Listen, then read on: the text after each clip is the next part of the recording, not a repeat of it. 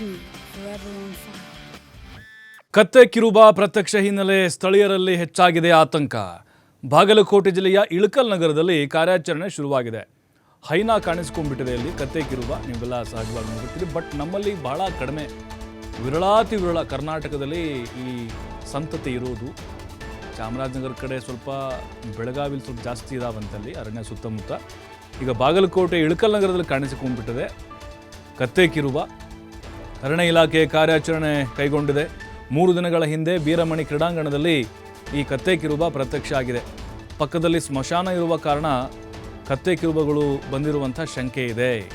ಸ್ಥಳೀಯರ ಮೊಬೈಲ್ನಲ್ಲಿ ತಡರಾತ್ರಿ ಸೆರೆಯಾಗಿದ್ದಂತಹ ವಿಡಿಯೋ ಇದು. ರಸ್ತೆಯಲ್ಲಿ ಕತ್ತೆ ಕಿರುಬ ಹೋಗ್ತಾ ಇತ್ತು, ವೈರಲ್ ಆಗ್ತಾ ಇದೆ ಆ ವಿಡಿಯೋ ಸಿಕ್ಕಾಪಟ್ಟೆ. ಈಗ ಜನರಲ್ಲಿ ಭಯ ಇದೆ, ರಾತ್ರಿ ಯಾರು ಆಚೆ ಬರಬಾರ್ದು ಅಂತ ಅಧಿಕಾರಿಗಳು ಎಚ್ಚರಿಕೆ ಕೊಟ್ಟಿದ್ದಾರೆ.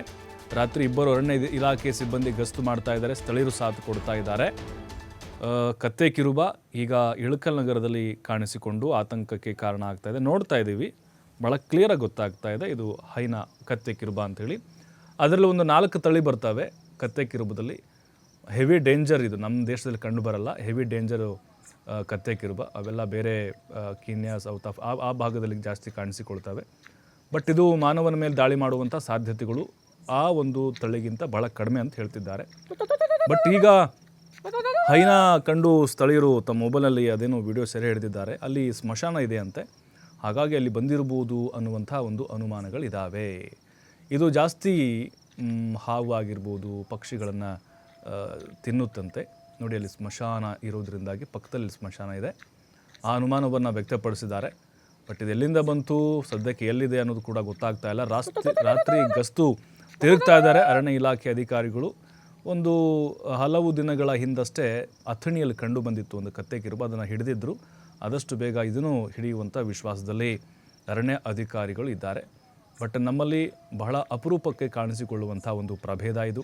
ಒಂದು ಖುಷಿ ವಿಚಾರ, ಯಾಕಂದರೆ ಕತ್ತೆ ಕಿರುಬ ನಮ್ಮಲ್ಲೂ ಕೂಡ ಇದೆಯಾ ಅನ್ನುವಂಥದ್ದು. ಯಾಕಂದರೆ ಈ ಪ್ರಭೇದಗಳು ಹೆಚ್ಚಾಗಿ ಕಾಣಿಸಿಕೊಳ್ಳೋದಿಲ್ಲ.